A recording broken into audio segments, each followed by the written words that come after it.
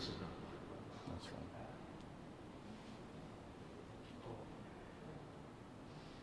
I'm up and we're up on the 0 now. Okay, we got a colleague from, let's get another colleague in here so you don't have to do it twice.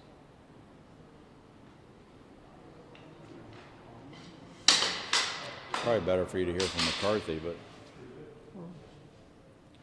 We may. there he is right there. Looks like he maybe not be coming down, I don't know.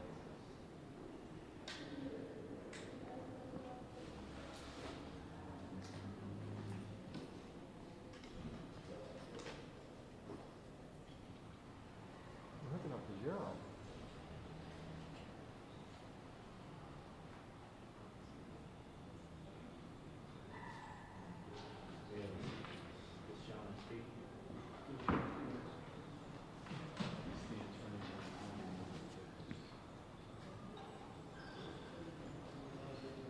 Let me hold it for you. No, wait, you got a recorder.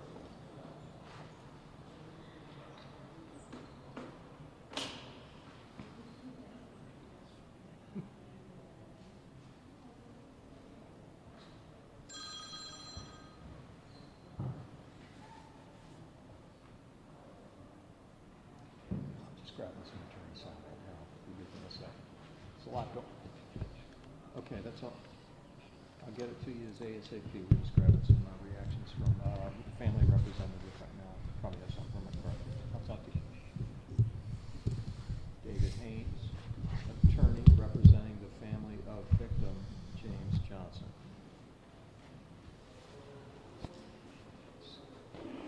And his last name is spelled H-A-Y-N-E-S.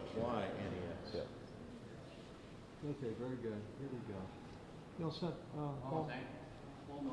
Almost. These are the jurors here. Of course, they're done, but I mean, I can tell you what else. I'm sorry, David. no, it's all right. No problem. You can blame my colleague for Yeah, jurors don't want to go on TV. Yeah. Am I out of your way? Yeah. Here we go. Rolling. Okay. Mr. Haynes, please say your name, spell it, make sure we get everything correct. Sure. David Haynes, Haynes. And representing? We represent the family of James Johnson. Okay. A number of family members witnessed this today. What are their reactions? What are your thoughts about this? Well, the family's disappointed. Of course, we're very appreciative of the jury service, the court, the process. Family was hoping to get some closure in the criminal matter today.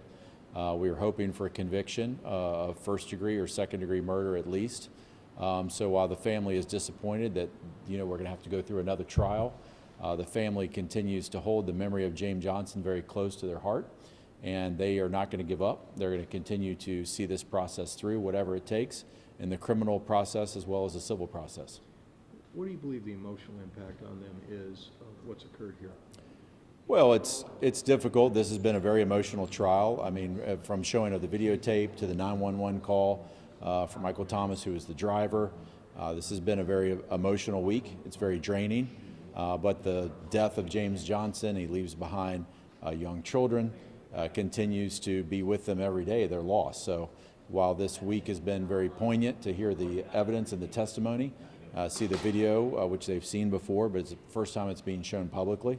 The 911 call, this has all been very difficult to relive, but at the same time, the family is very determined that they see justice for their loved one. The family's seen the video, you have too. Is it fair for me to report that they are surprised that given what the video shows, the jury was unable to reach a verdict? Well, this was a fairly complex case as it related to, there were different counts or potential charges which were presented to the jury, everything from first degree, second degree, murder as well as manslaughter, and you have a jury of 12 individuals, and so people bring different perspectives to bear, and so it's not entirely unsurprising that they were not able to reach an agreement. We hope that the disagreement was over not whether it was certainly guilty or not guilty, but what the level of offense was. So in that regard, there's not a lot of surprise, although there is disappointment. Of course, the family is appreciative of the civil process, the criminal process that we have in this country, and the state of Maryland and the jurors' service and the time and attention that they gave to the matter. Finally, what is your interpretation of what you see on the video?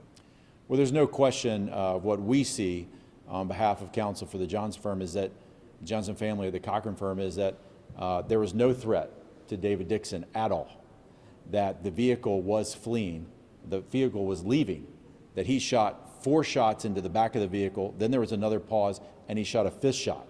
There's no question to us that neither David Dixon nor any reasonable person would think that they were any physical harm or risk of bodily injury or death at all. So to us, this was clearly an unjustified shooting, and we look forward to a retrial. We look forward to justice. We look forward to David Dixon being taken off the streets so that he doesn't harm anyone else again. Thank you for helping us. Okay.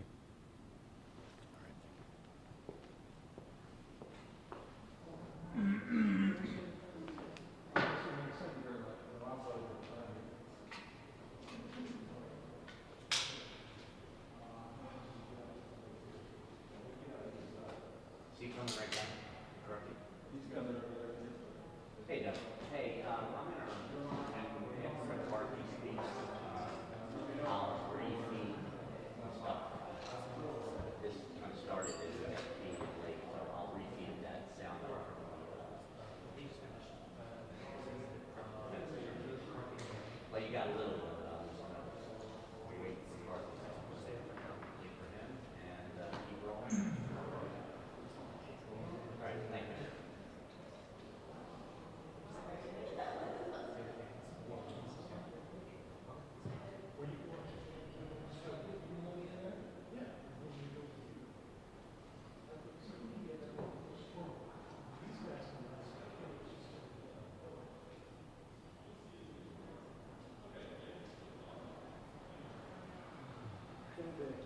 He's going to retry this.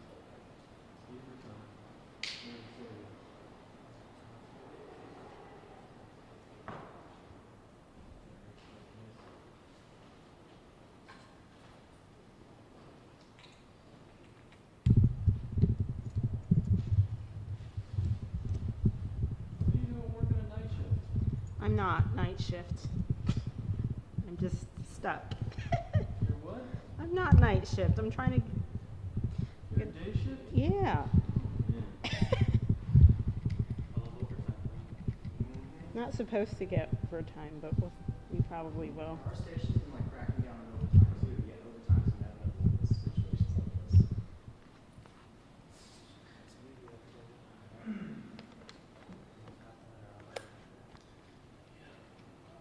They're just saying like, hey, if you're gonna be late,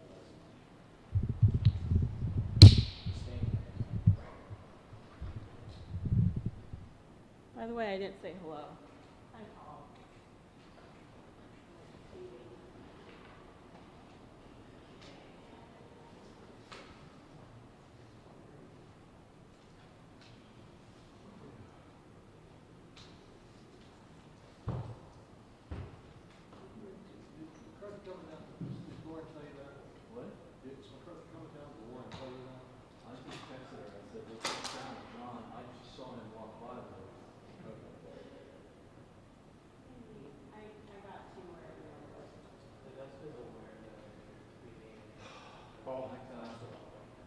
I'm interested, and they go, how fast can you get to Rockville?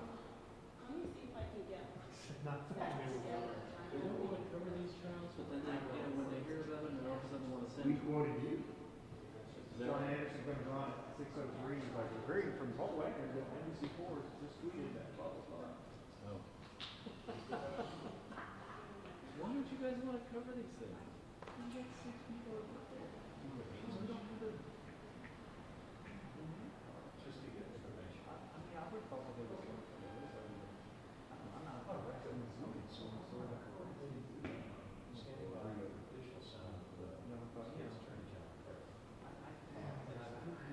need a dedicated public safety reporter. You know, they never there. There's never been a, except for that time when, Way back when you and I were there 100 years ago, we came up with the Bureau.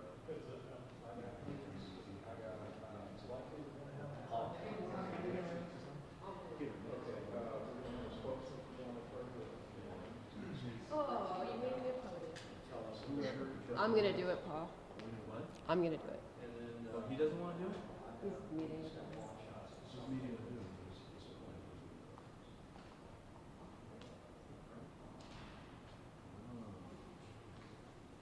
Yeah, defense just talk and means, sorry, not the defense. I gotta go. Lawrence went. I'm just gonna make a brief statement. Okay, well, let's lower this so Lauren can, we can see Lauren. Stand by.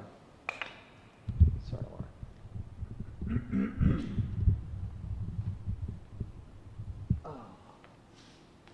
Thanks. Okay, we're listening.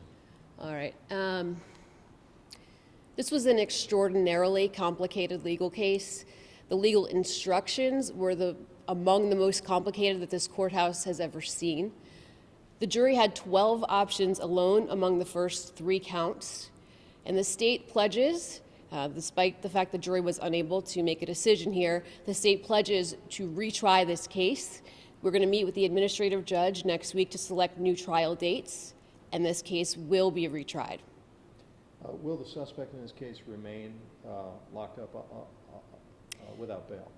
Correct. The defendant will remain held incarcerated at this time, both in this case and also on an upcoming trial that he has related to assault charges in a different matter.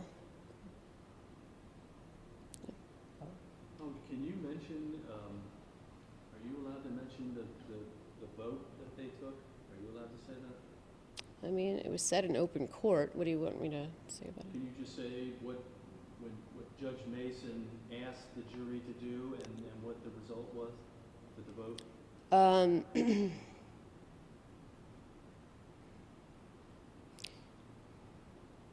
I'm just thinking about it because it was a secret ballot, but it was said in open court. Yeah.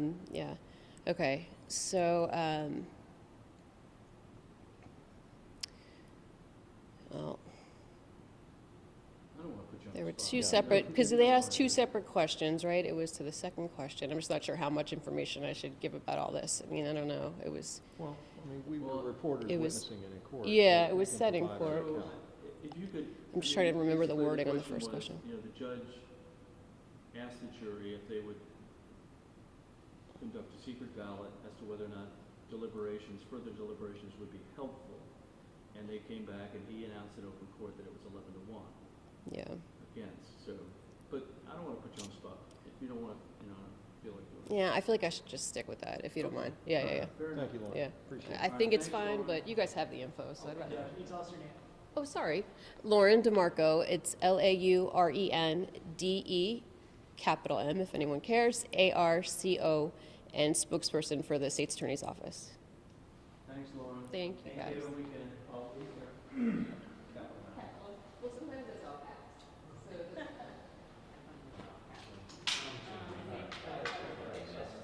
No. No, they will. I think